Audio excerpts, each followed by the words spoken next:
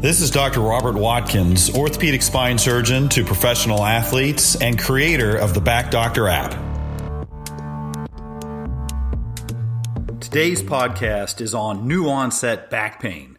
You wake up one day and your back is killing you. You've thrown your back out. Or maybe you pick up something heavy, or you're playing golf or running around with your kids, and all of a sudden your back just seizes up and you can't even see straight. You fall to the ground and you're in agony.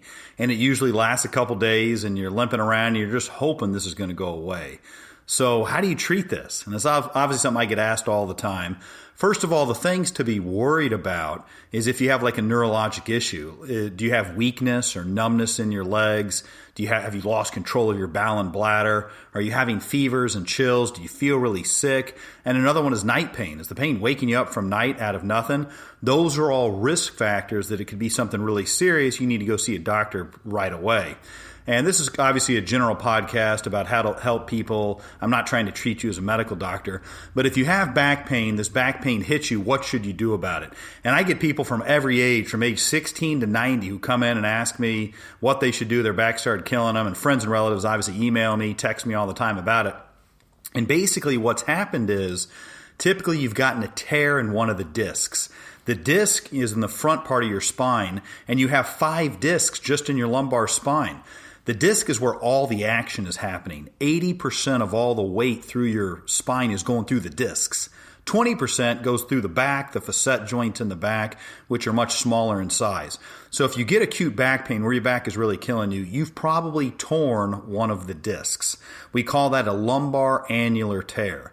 And I've had a general manager of a big team ask me when a guy has back pain, well, how do you know it's a lumbar an annular tear? How do you know? Well, we don't really, but it's a diagnosis of presumption because that's where all the action's happening. The discs are holding your body together. They're doing all the work. So they're the ones that get torn, and they're richly innervated. So if you have severe back pain and then the muscles lock up and go into spasm, it's because you've torn one of the discs, and the disc is richly innervated. So when you tear it, the disc itself hurts. It causes pain. Furthermore, it releases these acidic chemicals that irritate the nerves, and the nerves are right next to the disc. So you get nerve pain as well, which can go into your leg. It can go into your butt or down the back of your leg. It's sciatic type of pain. And then the muscles lock up because the muscles are trying to tell you, stop doing whatever you're doing. Let's get this disc to heal. Let's not make it worse. So the muscles lock up to try and stop you from doing anything. And the muscle tightness is a source of pain in of itself. So you get all 3 components: pain from the disc, pain from the nerve, and pain from the muscles being locked up. And it's all due to this annular tear in the disc. There are other potential sources of pain. You can strain a muscle in your back, and you can sprain one of the facet joints, which is in the back. And those are the 2 main causes. But generally, if somebody's really in a severe degree of pain, it's a tear in the disc. And you know what? No matter what one of those 3 it is, the treatment's the same. First of all, stop doing anything that causes pain. Your body's trying to tell you something. You've injured this soft tissue structure. It's like you've partially torn your hamstring or your Achilles or any muscle or tendon or soft tissue in your body. This thing is torn. You got to give it time to heal. You can't just slam a bunch of anti-inflammatories and go back out and play basketball again.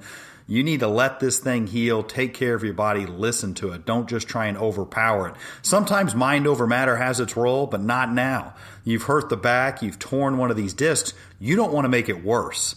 What happens if you make it worse? If the tear gets bigger, then a piece of disc can basically break off and go into your spinal canal and hit the nerve. Then you'll get the pain going down the leg for sure because you really get that nerve pain. Nerve pain kills people. People say the nerve pain takes up like 50% of their brain. They can't even think straight because the nerve pain's so bad. You'll know it if you have nerve pain. You can also get numbness and weakness because the nerve controls that skin and muscle group in your leg. So you don't want to make it worse. If you make the tear worse and you get a disc herniation and you get sciatica and stuff going down the leg, that's when you may need surgery. So everybody's goal in life is don't have surgery. Number 1 key to not have surgery is listen to your body. If you've hurt your back and you've gotten a tear in one of these discs, don't make it worse. Back off, settle down, let it heal. If that means you've got to miss your golf tournament this weekend, or you can't play sports with your kids, you can't go to France or whatever it is, or you can't go to work. You have a physically demanding job and you've got to do a lot of lifting and stuff. You got to take some days off work. You got to let your body heal. There's no way around that. There is no growth factor, testosterone, HGH, stem cells, laser. There's nothing that's going to speed this up and cure the problem. It's just time. Give your body time, let it heal. It will heal. It knows how to heal itself, but you got to give it time for that to happen. So basically, the tear in the disc is kind of like treads on a tire too. An accumulation of these tears in the discs leads to degeneration. Degenerative disc disease is what happens to all human beings as we age, and it's like treads on a tire. The more tears in this disc you get, they accumulate, and basically the tire wears out, or your disc wears out. And eventually you can get degenerative disc disease, which is also osteoarthritis, which is just aging and wear and tear of every joint in your body.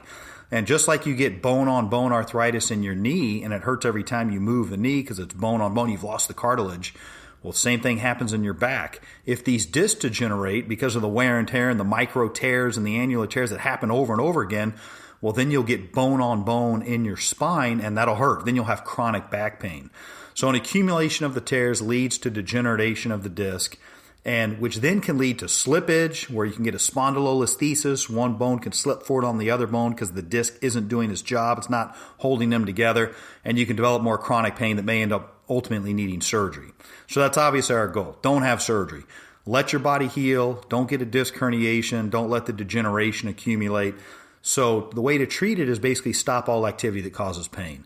Typically, flexing forward, so bending forward at your waist, rotating, twisting a little bit, and then picking something heavy up off the floor is the worst. So moms with little babies, you're going to have it tough because obviously it's hard to live and take care of your child if you can't do that. But what you want to try and do is stop stressing the back. And if that means you got to bend your hips and knees and keep your body locked in a neutral position, try and do anything you can do to not stress that disc. So we're going to treat the inflammation. The disc has torn, and it releases these acidic chemicals that starts this inflammatory process. So we're going to stop the inflammation by basically taking anti-inflammatories, any over-the-counter anti-inflammatories. If those aren't working, you go see a doctor. The doctor may prescribe muscle relaxants. Prednisone is the strongest anti-inflammatory there is. And a short course of prednisone, a 5-day course of a Medrol dose pack is what we prescribe a lot of times once we make sure the patient's safe to have that. And the prednisone knocks out the inflammation better than anything. And typically short courses of it are safe and tolerable, and they really stop this inflammatory process. But they're not healing. They're not healing the disc. They're not speeding up the healing of the disc. And you don't want to take some prednisone or real anti-inflammatory numbing medication and go out and start acting crazy again. So take the anti-inflammatories and the prednisone, knock out the inflammation, but let your body heal at the same time and don't push it too hard.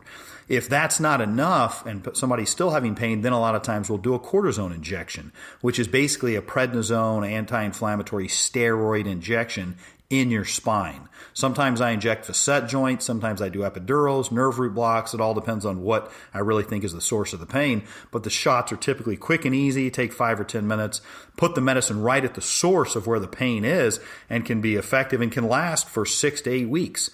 But generally we get an MRI first to really see what the pathology is before we'll do something as invasive as an injection. But again, even the injections, they don't heal anything. The epidurals aren't going to heal the disc, the tear in the disc. And so you don't get an epidural, then run around and act crazy because you can make things worse. But the epidurals can knock it out. Once we've gotten the inflammation to settle down and the pain to settle down, now we can start working on the muscles. See, when you're in so much pain because of the tear in the disc and the inflammation, the muscles are spazzing out. Literally, they're going into spasm because they're trying to stop you from doing anything. They're trying to protect you from yourself. They're trying to keep the stress off the spine so that the tear in the disc doesn't get worse. But then they become a secondary problem because now they're overly contracted and they're hurting us. They're not helping us. So we get rid of the inflammation with the medications, potentially the shots, allow the muscles a chance to relax. And then once the disc isn't painful anymore and the muscles have gotten a chance to relax, then we start the physical therapy. And chiropractor treatments are good too. People ask me about chiropractors. There's good chiropractors, bad chiropractors, just like there's good spine surgeons and bad spine surgeons.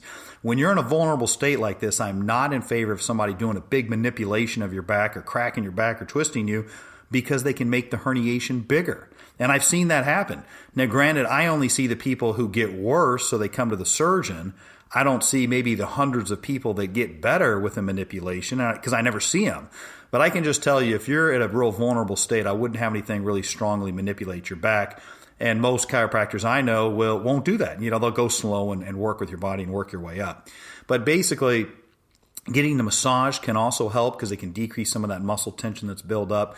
And then an excellent physical therapist can really evaluate your body, see what muscles are tight, which ones are weak, how you're asymmetric, how your body position is, how's your postural support, and then help design a program which can help you strengthen the muscles that are weak and relax and loosen the muscles that are tight to get better balance in your spine, to keep the stresses properly dispersed around that disc and facet joints to help stop the tears from coming back and to decrease you from having pain. Our whole rehab program for back pain and neck pain is in the Back Doctor app, the free app in the App Store. But, our app is very generic. All the exercises are in there are generic. So they're just what we recommend in general for everybody. But you cannot replace a good physical therapist or an athletic trainer for a team. Some of them are excellent and they can completely handle this.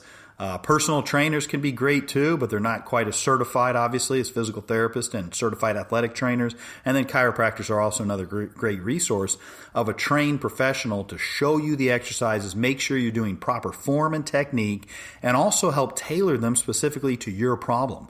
And so we always recommend you go to a trained professional, learn the exercise, and then be able to do them on your own on an ongoing basis to prevent this from coming back. Now, technically, there is no way to definitively prevent yourself from getting tears in the disc for the rest of your life. That's just part of living past the age of 30. And they even start happening at age 18 in some people. It's just part of one of the weak links of the human body is the disc can tear. It's kind of like, how do you tear your Achilles? How do you tear a hamstring? How do you tear a meniscus in your knee? Well, it's kind of a miracle these things work so well for your whole life and they don't tear more often. Once you get one tearing, you realize how vulnerable you are, and we are relatively vulnerable. So the best way to prevent them from happening is get your core strong, be on a regular program. The dead bug exercise I love, it's in the app. The standing dead bug is a great one. It's a great neck exercise. I do both of those. I try and do both of those 3 to 5 days a week. And they only take you 5 minutes, but at least you're firing the muscles and you're keeping them awake so that they're working and they're keeping the stress off your spine. So that then when you go to bend and pick something heavy up, at least the muscles are awake and they're alive. They haven't been dormant for a week. You're firing them on a regular basis. And so they will fire and they'll pick up some of the stress to keep it on the muscles, to keep it from transferring onto the spine where you may hurt something. So that's the gist of how do you treat new onset back pain. One, you got to make sure you don't have any significant problem going on. Number 2 is stop whatever you're doing that's causing the pain. Number 3, get rid of the inflammation with medications and epidurals. And then number 4 is do a back exercise program to keep it from coming back. And obviously, go see a doctor. This is not medical treatment. This is just general advice. Have a doctor tell you exactly what to do. If we can help in any way, give us a call or email us or check out our app. Thank you.